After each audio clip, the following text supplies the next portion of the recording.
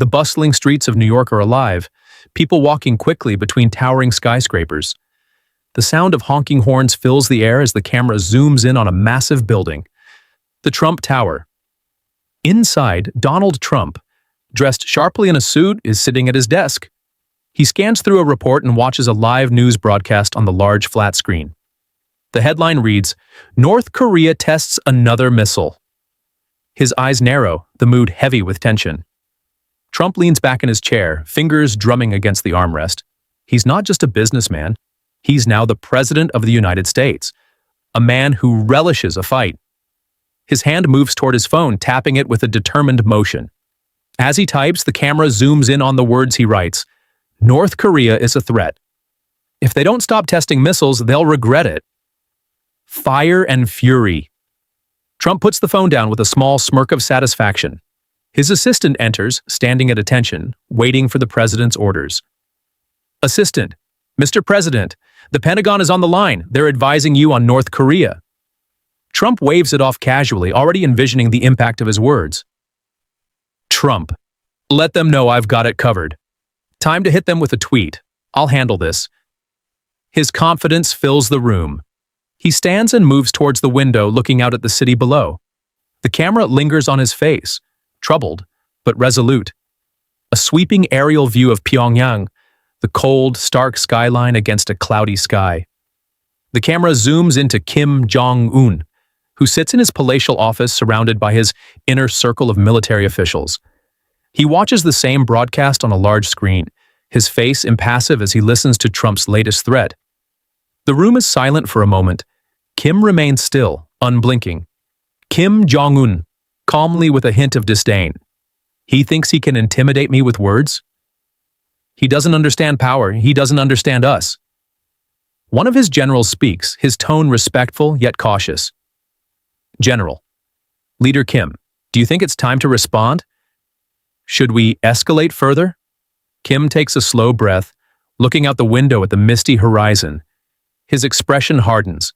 He turns to the general with cold precision. Kim Jong-un, commanding, unyielding. Prepare a missile test. Make it impossible for him to ignore. It's time the world understands what happens when we are pushed. His generals exchange nervous glances, but they know better than to argue. They bow their heads and begin making arrangements. Trump strides confidently up the steps of the United Nations, his bodyguards close behind. His posture is rigid, his expression steely. He steps inside where the cameras snap away, capturing every moment of his presence. As he approaches the podium, his voice rings out. Trump. We will not be intimidated. North Korea will face the full force of the United States if they continue their reckless missile testing. If they think they can threaten us with nuclear weapons, they'll regret it. This is not just a matter of national security. It's a matter of survival. The camera catches the reactions of world leaders in the audience. Some are uneasy, others skeptical, but the gravity of Trump's words weighs heavily on the room. He continues to speak with fire and conviction, not backing down. Kim Jong-un sits in a stark, minimalist room, his face illuminated only by the glow of a television screen. On it, Trump is speaking with authority at the UN, a threat in every syllable. Kim watches quietly, his eyes cold and calculating. After a long pause, he mutters to himself, Kim Jong-un. He doesn't understand who he's dealing with. He turns to his trusted military advisor standing by his side.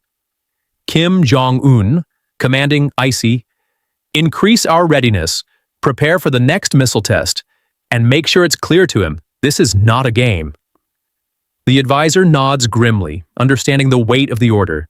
The tension mounts as both leaders, each from their own side of the globe, prepare for the impending conflict. In rapid cuts, we see missile tests in North Korea, explosions, fiery trails cutting through the sky. Trump's tweets, combative and harsh, a direct challenge to Kim's regime. Kim Jong-un overseeing military parades, his face cold and unreadable as nuclear symbols are displayed in front of him. World leaders scrambling in emergency meetings, diplomats on the phones, trying to de-escalate what feels like an inevitable war. ENT. White House. Night.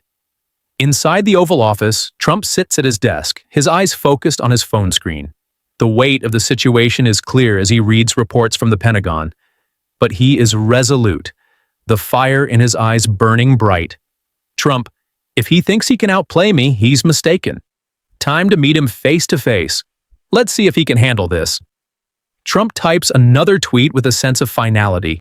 The camera zooms in on the screen. North Korea's actions are a threat to world peace. It's time to meet with Kim Jong-un. No more games. He leans back in his chair with a smirk. His words are out there, and now the world waits. The scene transitions to Singapore, where preparations are underway for a meeting that will shock the world. Hotels and conference rooms are bustling with activity, dignitaries arriving in black limousines. Security is at an all-time high with checkpoints surrounding the area. Trump, confident and prepared, steps out of his car surrounded by his entourage. He gives a brief wave to the cameras, his expression unwavering. Meanwhile, in another part of the city, Kim Jong-un arrives with his own security detail, his eyes scanning the surroundings. He remains stoic, his every movement calculated, as though he's already won the psychological battle. They are two men, opposites in nearly every way, but bound by one undeniable fact. This meeting will decide more than their futures. It will decide the future of their nations and the entire world. Finally, the day arrives. Inside the luxurious summit room, both leaders step into the space, their bodyguards flanking them. The room is filled with reporters, cameras flashing, and a palpable sense of tension. Trump and Kim Jong-un stand on opposite sides of a massive, ornate table, each sizing the other up. Trump, ever the showman, offers his hand first, breaking the silence. Kim Jong-un looks at him for a moment, analyzing before accepting the handshake. The cameras capture the historic moment. The world holds its breath. As the camera zooms out, we see reactions from all over the world.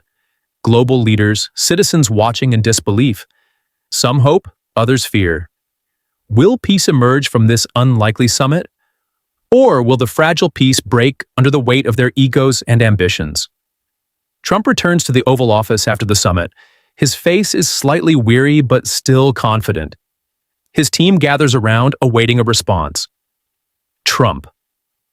We met, we talked. That's the beginning of something big. I'm not saying it's over, but this could be the start of something unprecedented. As the camera pulls away, there's a sense that the battle is far from over. Both men have tested each other, but the real consequences of their meeting will unfold in ways no one can predict. Subscribe World tomorrow and press the bell icon to latest updates.